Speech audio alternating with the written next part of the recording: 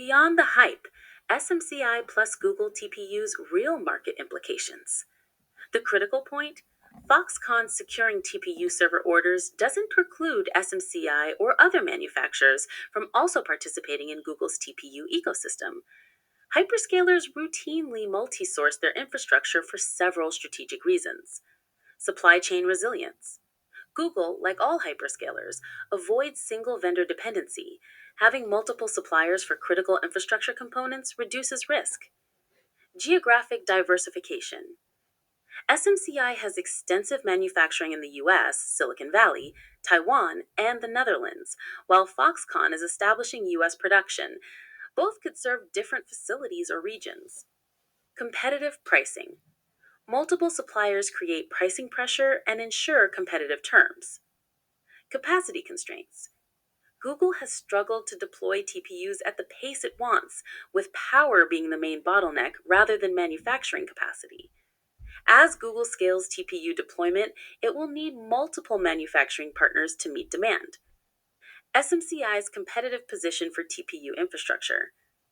SMCI actually has several advantages that make it a strong candidate for TPU server work. Proven AI infrastructure leadership. SMCI has transitioned from a fast follower in servers to a first mover in full AI factory buildouts, with industry-leading liquid cooling and rapidly expanding worldwide manufacturing footprint. Massive manufacturing scale. SMCI has expanded worldwide rack-scale manufacturing capacity to 5,000 fully tested AI, HPC, and liquid cooling rack solutions per month across facilities in the United States, Taiwan, the Netherlands, and Malaysia. U.S. manufacturing commitment. SMCI announced a federal entity focused on US-based manufacturing of AI server portfolios, with products designed and manufactured in-house, including at its Silicon Valley facility. The company is adding a third Silicon Valley campus, expected to be nearly 3 million square feet when completed. Accelerator agnostic. SMCI already builds servers for NVIDIA GPUs, AMD Instinct, Intel Gaudi, and other accelerators. Adding TPU-optimized systems to their portfolio would be a natural extension. Rack-scale integration expertise. SMCI's rapid rack integration capabilities and data center building block systems provide structural advantages as AI deployments scale, exactly what's needed for TPU pod deployments. The real TPU ecosystem opportunity.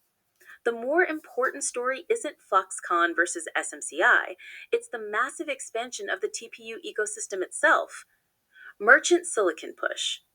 Google is positioning TPUs to compete directly with NVIDIA as a true merchant hardware vendor, with Anthropic deploying 400,000 TPU V7 Ironwoods worth approximately $10 billion in finished racks.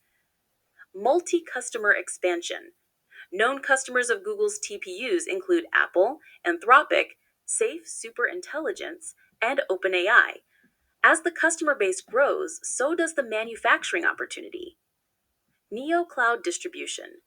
Google has approached several neo-clouds, including Crusoe and CoreWeave, about providing TPU access, with FluidStack signing a deal to deploy TPUs in its New York data center, backed by a $3.2 billion Google backstop.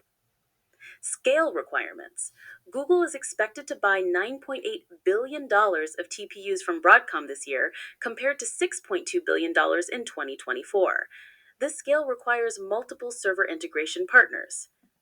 Why SMCI could win TPU server business? Several factors actually favor SMCI for TPU server contracts. 1. Technical capability. Building TPU servers isn't fundamentally different from building GPU servers.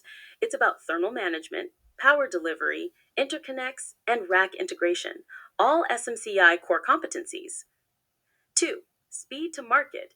SMCI's modular building block solutions approach allows rapid customization for new accelerator types.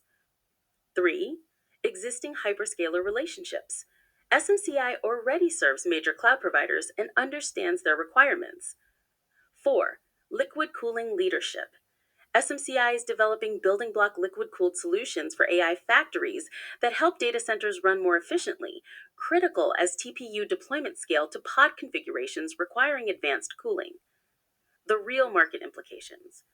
For SMCI, rather than representing a lost opportunity, Google's TPU expansion into merchant silicon creates a new addressable market.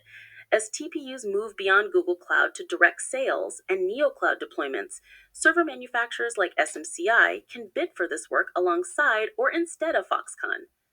Multiple winners. The AI infrastructure buildout is so massive that there's room for multiple vendors. Foxconn winning some business doesn't mean SMCI loses, it means the market is big enough to support multiple suppliers. Diversification value.